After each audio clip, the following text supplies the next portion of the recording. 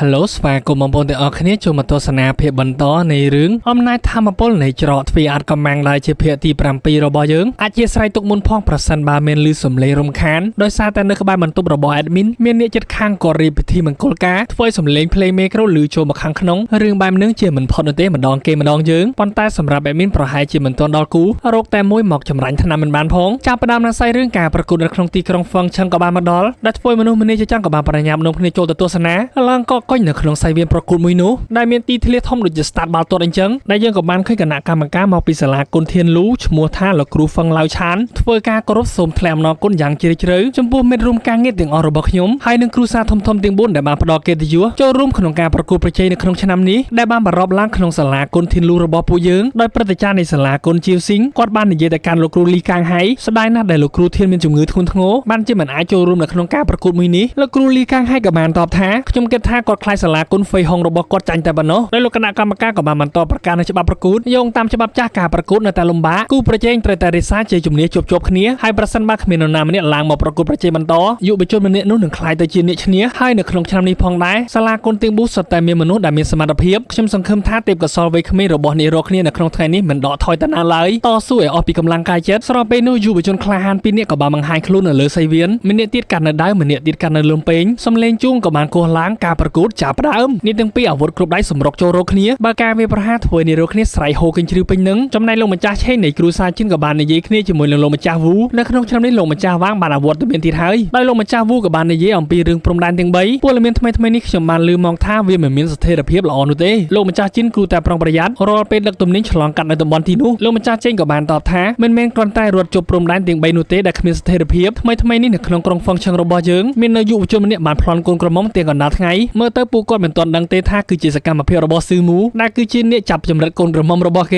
េស្របពេលនោះវាងធានហៅក៏បានដើរចូលមកនិយាយទៅកាន់ស៊ឺមូការប្រកួតនៅក្នុងឆ្នាំនេះពិតជាគួរឲ្យចាប់អារម្មណ៍ខ្លាំងណាស់មាននៅយុវជនដែលមានសមត្ថភាពជាច្រើនដែលគាត់ក៏បានសម្លឹងទៅបរិសម្នាក់ដែលនៅខាងលើជាសិស្សសាលាគុនធានវូឈ្មោះថាហ្វឹងជុនភ្នែករបស់គេមុតស្រួយនឹងអារម្មណ៍ស្ងប់ស្ងាត់ហើយអ្វីបានជាខ្ញុំមិនដែលឃើញមនុស្សម្នាក់នេះពីមុនមកស្របពេលនោះយូហានក៏បានមកដល់ភ្នែករបស់អ្នកក្លាហានធានហៅពិតជាសម្លឹងបានខ្ពស់មែនតើលោកកំពុងតែកត់សម្គាល់ឃើញអ្នកណាដែលចរិតរបស់នាងគឺនៅដដែលស៊ឺមូក៏បានជួយដោះសារឲ្យប្អូនរបស់ខ្ញុំនាងនិយាយលេងនោះទេសង្ឃឹមថាលបងធានហៅមានប្រកាន់ពេលនោះវាងធានហៅគាត់ក៏បានដាក់ដៃធ្វើការគោរពសូមលបងស៊ឺនិងកញ្ញាយូហានមានចិត្តល្អកុំប្រកាន់ខ្ញុំអំពីរឿងកាលពីថ្ងៃមុនដោយសារតែខ្ញុំបានស៊ើបដឹងអំពីបញ្ហាគ្រូសាវូរីរាល់ហើយមើលទៅវូហាននាងមិនលើកទៅឲ្យនោះទេមនុស្សល្ងងបងប្រុសតោះពួកយើងកុំចាប់អារម្មណ៍ជាមួយនឹងគាត់អីទីដៃស៊ឺមូដល់ចេញទៅធានហៅគាត់ក៏បានព្យាយាមតាមកាក់មុខនេះទាំងពីរនៅថ្ងៃនោះខ្ញុំពិតជាគ្មានចេតនានោះទេដោយសារតែស្ថានភាពគឺប្រថុយញ៉ាច់ខ្លាំងពេកធ្វើឲ្យខ្ញុំបានយល់ច្រឡំជាមួយនឹងលបងស៊ឺមូខ្ញុំសង្ឃឹមថាលបងស៊ឺនិងកញ្ញាយូហានអភ័យទោសខ្ញុំឲ្យបំភ្លេចរឿងអតីតកាលមួយនោះចោលយូហាននេះក៏បានចូលមកមុខរបស់ធានហៅខ្ញុំមិនហ៊ានទទួលការផ្សះផ្សាដល់ក្រអូលក្រទងបែបនេះឡើយដោយសារតែអ្នកប្រុសធានហៅមានលក្ខណៈពិសេសតោះបងប្រុសកុំខ្វល់ជាមួយនឹងគាត់អីស៊ឺមូក៏បានប្រាប់ថាបងបានឃើញអ្នកប្រុសធានហៅនិយាយទាំងរដាប់រដប់នៅចំពោះមុខប្អូនជាច្រើនដងដូច្នេះប្អូនគូទៅឈប់ចំអកឲ្យគាត់ទីទៅពេលនោះយូហាននេះក៏បានចាប់អារម្មណ៍ដៃរបស់ស៊ឺមូហើយអ្វីបានជាដៃរបស់បងកោងបែបចម្លែកម្លេះបាទវាគ្មានអ្វីធន់ធ្ងរនោះទេហើយបងក៏ចង់សួរប្អូនមួយដែរតើបរិសម្នាក់នោះគឺជាអ្នកណាយូហាននេះក៏បានប្រាប់ខ្ញុំបានឮពាក្យចចាមអារាមមួយចំនួនថាគាត់គឺជាក្មួយប្រុសរបស់លោកគ្រូហ្វឹងឡាវឆានដែលគឺជាសិស្សកម្ពុជាសាលាគុនធានលូដែលកើតមកមានរាងកាយដ៏រឹងមាំពេលនោះធានហាក៏បានឆ្លៀតចូលមកនិយាយជាមួយរាងកាយប្រភេទនេះមានភាពធន់នឹងការវាយដំយ៉ាងខ្លាំងហើយនិយាយបានថាដូចជាខែលដ៏រឹងមាំមួយប៉ុន្តែឲ្យតែលំពេរបស់យើងមុតស្រួយវានឹងអាចចាក់ទម្លុះបានយូហាននេះក៏បាននិយាយឌឺត្រូវហើយនេះប្រុសធានហាគឺខ្លាំងក្លាបំផុតដែលធ្វើស៊ឺមូក៏បានគិតការប្រកួតប្រជែងនេះពិតជាមិនធម្មតានោះទេខ្ញុំត្រូវតែរក្សានៅកម្លាំងរបស់ខ្ញុំរងចាំពេលវេលាដែលត្រឹមត្រូវដើម្បីប្រកួតនៅគូចុងក្រោយចំណែកនៅលើសៃវៀនវិញពេលនោះលំពេរបស់បរិសម្នាក់នោះក៏បានខ្ទេចចេញពីដៃស៊ីមួយចំហាយធម្មពលដៃចំកញ្ចឹងកពីខាងក្រោយដែលធ្វើឲ្យគាត់ក៏បានដួលផ្កាមុខភីងហើយគណៈកម្មការលោកគ្រូហ្វឹងឡាយឆៅក៏បានប្រកាសលីយុននៃសាលាគុនហ្វេហុងជាអ្នកឈ្នះតើមានអ្នកណាផ្សេងទៀតដែលចង់ប្រកួតប្រជែងជាមួយនឹងម្ចាស់សៃវៀនដែរឬទេដល់ពេលនោះយូហាននឹងក៏បានចាប់ដៃរបស់ស៊ឺមូប្រញាប់ឡើងបងប្រុសប៉ុន្តែគាត់ក៏បានបដិសេធធ្វើយូហាននឹងក៏បានគិតបន្តិចបងកំពុងតែរងចាំអ្នកដ៏ខ្លាំងពិតប្រាកដមែនទេដល់ពេលនោះហ្វឹងជុនក៏បានហក់ចុះទៅឡើងរំកើសៃវៀនហុយជុកតែម្ដងហើយអ្វីបានជាកម្លាំងធម្មពលរបស់គាត់ខ្លាំងក្លាម្ល៉េះច្បាស់ណាស់គាត់ប្រកាសជាខ្លាយទៅជាម្ចាស់សៃវៀនជាមិនខានបន្តដើរចូលទៅខាងមុខបន្តិចដាក់ដៃធ្វើការគោរពខ្ញុំហ្វឹងជុនជាសិស្សនៃសាលាគុនធានលូសូមការណែនាំពីរៀមច្បងលីផ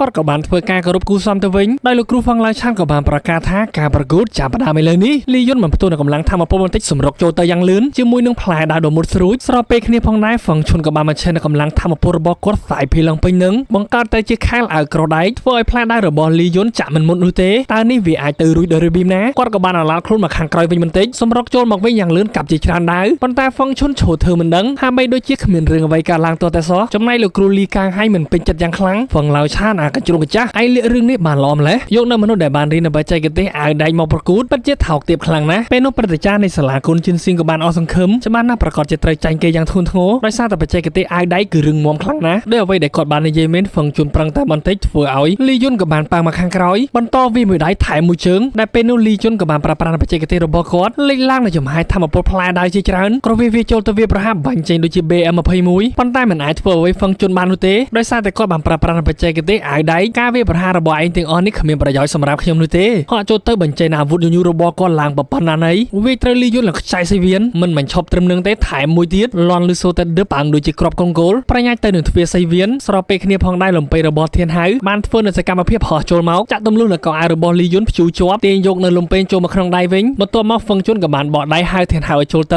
ៅតែធ្វើឲ្យគាត់ក៏ទ្រាំលេងបានខ្ញុំវ៉ាំងធានហៅនឹងបង្រៀននៅមេរៀនមួយឲ្យឯងបានដឹងឈានទៅមុខបានមួយជំហានពេលនោះយូហាននាងក៏បានហក់ជឿនក្បាលរបស់គាត់ដើម្បីបាញ់ខ្លួនទម្លាក់ទៅលើសៃវៀនខ្ញុំជិនយុនហានមកពីសាលាគុនហ្វៃហុងសូមការណែនាំពីអ្នកផងពេលនោះហ្វឹងជុនក៏បានអស់សំណើចុះទៅខាងក្រោមវិញភ្លាមទៅអ្នកមិនមានលក្ខណៈសម្បត្តិគ្រប់គ្រាន់ដើម្បីប្រកួតប្រជែងជាមួយនឹងខ្ញុំឡើយដោយយូហាននាងក៏បានបញ្ចេញនៅខ្សែតៃរន្ទះរបស់នាងឡើងមកខ្ញុំមិនចោះទៅវិញឡើយលុះត្រាតែនាងវាខ្ញុំធ្លាក់ពីលើសៃវៀនមួយនេះបើការវាប្រហាក្រវៃមួយខ្សែតៃចូលមកដែលធ្វើឲ្យហ្វឹងជុនកិច្ចឡើងលៀនភ្នែកតែម្ដងដោយសារតែពេលនេះនាងបន្តវាជាច្រាំងខ្សែតៃក្តៅចិត្តយ៉ាងខ្លាំងសម្រុកចូលទៅរកយូហានវិញជិនធានក៏មានការព្រួយបារម្ភពីប្អូនជីដូនមួយរបស់គាត់ផងដែរស្ដីឲ្យយូហួរថាលោកបានប្រាប់ថាយកម្នាក់នោះដើម្បីចាត់ការស៊ឺមូហើយអ្វីបានជាគេប្រយុទ្ធជាមួយនឹងយូហានប្រសិនបើប្អូនរបស់ខ្ញុំរងរបួសអ្នកមីងទី7គាត់ច្បាស់ជាររឿងពួកយើងជាមិនខានវូហួរក៏បានប្រាប់ថាក៏មិនបារម្ភអីប្រសិនបើយូហានពិតជាជួបបញ្ហាមែនលបងជិនធានហើយនឹងខ្ញុំធ្វើអន្តរាគមក៏មិនទាន់យឺតពេលដែរតែពេលនេះហ្វឹងជុនបានខឹងយ៉ាងខ្លាំងបានឡាទីរត់គេចពីការវាប្រហារបន្ទាប់មកក៏បានហក់ចូលទៅជាមួយនឹងកម្ដាប់ដៃដែលពោពេញទៅដោយកម្លាំងធម្មពលយូហានក្រឡេកឃើញទាន់អាឡាខ្លួនគេចផុតវាប្រហារមួយខ្សែតៃរបស់នាងបកទៅវិញធ្វើឲ្យហ្វឹងជុនក៏បានខ្ទាតប៉ាំងទៅខាងក្រោយនេះហើយគឺជាលទ្ធផលដែលបានមើលងាយក្មេងស្រីដូចជាខ្ញុំពេលនោះហ្វឹងជុនក៏បានញញើមបន្តិចល្អណាស់ខ្ញុំនឹងធ្វើនាងទឹកភ្នែកដែលហ៊ានប្រកួតជាមួយនឹងខ្ញុំបាញ់ចេញអាវុធញញូដ៏ធំរបស់គាត់វាប្រហារចូលទៅដឹបប៉ុន្តែយូហានក៏បានបន្លាទីគេចផុតបង្ហាញខ្លួនពីខាងក្រោយខ្នងវិញវាប្រហារមួយខ្សែតៃរន្ទះរបស់នាងឆក់នៅហ្វឹងជុនដែលធ្វើឲ្យគាត់ពេលនោះព្យាយាមប្រឹងទប់ទីនឹងខ្សែតៃរបស់យូហានមកវិញតើនាងគិតថាខ្សែតៃរន្ទះរបស់នាងអាចទប់ទល់ជាមួយនឹងបច្ចេកទេសអាវដៃរបស់ខ្ញុំបានមែនទេឬបញ្ចេញនៅញញូដ៏ធំបន្ថែមមួយទៀតដែលធ្វើឲ្យធានហៅគាត់មានការព្រួយបារម្ភបំរុងនឹងចូលទៅជួយប៉ុន្តែត្រូវបានស៊ឺមូខាត់ចាំបន្តិចសិនទៅចំណែកយូហាននាងក៏បានគេចពីការវាប្រហារចូលតាមប្រឡោះជើងរបស់ហ្វឹងជុនទីនឹងខ្សែតៃរបស់នាងធ្វើឲ្យគាត់ក៏បានដុះផ្កាប់មុខនាងក៏បានហក់ជន់ពីលើខ្នងពេញមួយទំហឹងឡើងខ្ចាយពេញសៃវៀនហើយនាងក៏បានបន្ថែមជាមួយនឹងអំណាចធម្មពលរន្ទះធ្វើឲ្យផ្ទៃមេឃឡើងពពកខ្មោះខ្មាញ់ហក់ចេញមកខាងក្រៅបន្តិចវាប្រហារចូលទៅពេញមួយទំហឹងដែលជាកម្លាំងធម្មពលរន្ទះដ៏ខ្លាំងក្លា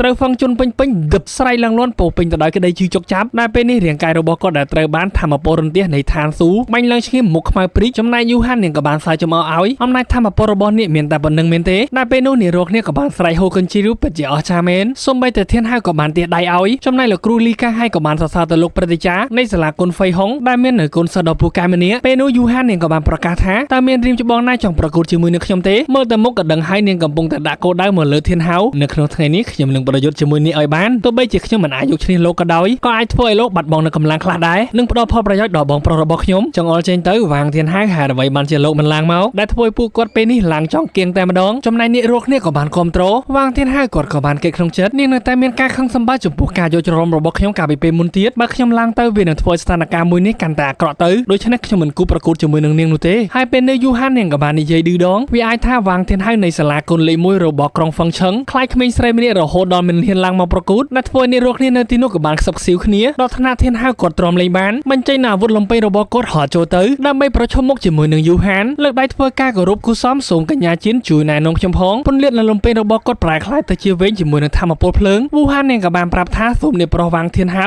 បញ្ចេញនៅកម្លាំងដ៏ពិតប្រាកដរបស់លោកមកកុំស្ទាក់ស្ទើរឲ្យសោះធានហៅក៏បាននិយាយដោយសារតែការពីពេលមុនខ្ញុំមិនប្រយ័ត្នប្រយែងបានធ្វើឲ្យនាងយូហានមានការអាក់អន់ចិត្តដូច្នេះនៅក្នុងថ្ងៃនេះខ្ញុំនឹងអនុញ្ញាតឲ្យនាងវាប្រហារ3ស្នីតហើយខ្ញុំនឹងសង្ឃឹមថានាងបំភ្លេចរឿងអតីតកាលចោលនិយាយមិនទាន់ចប់ស្រួលបួលផងយូហាននាងក៏បានបើកការវាប្រហារមួយបាត់ទៅហើយដែលធ្វើឲ្យធានហៅគាត់ក៏បានកិច្ចហើយគិតក្នុងចិត្តតើអំមិញខ្ញុំបាននិយាយអ្វីខុសមែនទេកិច្ចចោះគេឡើងគាត់ក៏បានរងមួយលំពេងស្នីតដំបូងខ្ញុំបានទប់ទល់រួចរាល់ហើយដោយយូហាននាងក៏បានក្រវីនៅខ្សែតៃរន្ទះរបស់នាងបន្តិចបាញ់ចេញជាកម្លាំងរន្ទះចូលទៅវាប្រហារដែលធ្វើឲ្យធានហៅក៏បានបញ្ឆេះធម្មពលភ្លើងនៅផ្លែលំពេងរបស់គាត់ចាក់ចូលទៅទប់រងពីកម្លាំងធម្មពលរន្ទះធ្វើយូហាននាងក៏បានខ្ទាតប៉ាំងមកខាងក្រោយហ៊ីបនឹងធ្លាក់ពីលើសៃវៀនទៅហើយពេលនេះនាងជិនយូហាននៅសល់តែមួយស្នីតទៀតនោះទេដែលពេលនេះនាងក៏បានខឹងជាមួយនឹងចរន្តរន្ទះពីពេញរាងកាយបន្លាស់ទីយ៉ាងលឿនវាប្រហារចូលទៅព្យាយាមវាចុះវាឡើងទៅលើធានហៅប៉ុន្តែគាត់មិនបានវាបកទៅ វិញនោះទេបានត្រឹមតែទប់រងបន្ទាប់មកក៏បានក្រវីនៅលំពេលរបស់គាត់បន្តិចអុកចេញទៅខ្សែភាពនៃចំហាយធម្មពលអនាភ្លើងធ្វើឲ្យយូហាននាងក៏បានដកថយមិនបញ្ឈប់នាងនៅតែព្យាយាមបន្លាស់ទីទៅខាងលើលំហធ្វើឲ្យផ្ទៃមេឃពេលនេះប្រែប្រួលឡើងអ៊ូអាប់ដោយសារតែពេលនេះនាងបានបញ្ឆេះនឹងកម្លាំងឋានសួគ៌រន្ទះឋានសួគ៌វ៉ាងធានហៅលោកចាំទទួលស្នៀបចុងក្រោយរបស់ខ្ញុំទៅដែលនាងក៏បានវាប្រហារចូលមកជាដុំធម្មពលរន្ទះល្អក្រវីនៅលំពេលរបស់គាត់ខ្សែភាពនៃចំហាយធម្មពលភ្លើងចាក់ចេញជាធម្មពលដើម្បីទៅទប់រងធ្វើឲ្យអំណាចធម្មពលទី2ក៏បានផ្ទុះចំណែកយូហានក៏ត្រូវបានខ្ទាតប៉ើងបន្ទាប់ពីឃើញបែបនោះធានហៅក៏បានហក់ទៅចាប់ខ្សែតីរបស់នាងក្រឆក់មកវិញរាងកាយរបស់យូហានក៏បានធ្លាក់ចូលក្នុងរង្វង់ដៃរបស់ធានហៅដែលធ្វើឲ្យនាងរកនេះបានស្រែកហូរកញ្ជ្រៀវឡើងពេញនឹងការប្រយុទ្ធរវាងគ្រូសាទាំងពីរនេះពិតជាអស្ចារ្យណាស់ប៉ុន្តែវូហូហាក់បីដូចជាមិនពេញចិត្តនោះទេចំណែកនាងទាំងពីរកំពុងតែប្រើកាយភ្នែកសម្លឹងមើលគ្នាកញ្ញាយូហានតែមានការអ្វីដែរឬទេចារឹកគឺនៅឆ្នាដដែលតបធានហៅមួយដៃកដាស់មុខស្រែកថាប្រញាប់លេងខ្ញុំភ្លាមទៅតើលោកកំពុងតែចង់ធ្វើអ្វីគាត់ក៏បានប្រាប់ថាដោយសារតែខ្ញុំបានឃើញនាងទប់លំនឹងខ្លួនមិនជាប់បានជាខ្ញុំជួយទ្ររាងកាយរបស់នាងចារឹកគឺនៅតែអឿតែម្ដងខ្ញុំអរគុណហើយលើក្រោយមិនចាំបាច់នោះទេហក់ចុះទៅដល់ទៅខាងក្រោយខ្នងស៊ឺមូបន្ទាប់មកក៏បានទាញភ្នែកលីឡណាត់ឌឺធានហៅបន្ទាប់ពីឃើញនាងរកគ្នាកំពុងតែខ្សឹកខ្សៀវហើយសាច់ចំអកធ្វើឲ្យគាត់ក៏បានបញ្ចេញនៅលំពេងឡើងមកតើពូនេះកំពុងតែសាយអ្វីតើវាគួរឲ្យអស់សម្លាញ់ខ្លាំងណាស់មែនទេពួកកំសាកអ្នកណាដែលចង់សាយសូមឡើងមកខាងលើទីនេះដើម្បីប្រកួតប្រជែងគ្នាបន្តដល់ឆ្វែតពេញលើសៃវៀនតែម្ដងតើមានអ្នកក្លាហានម្នាក់ណាចង់ប្រកួតប្រជែងជាមួយនឹងខ្ញុំទៀតទេ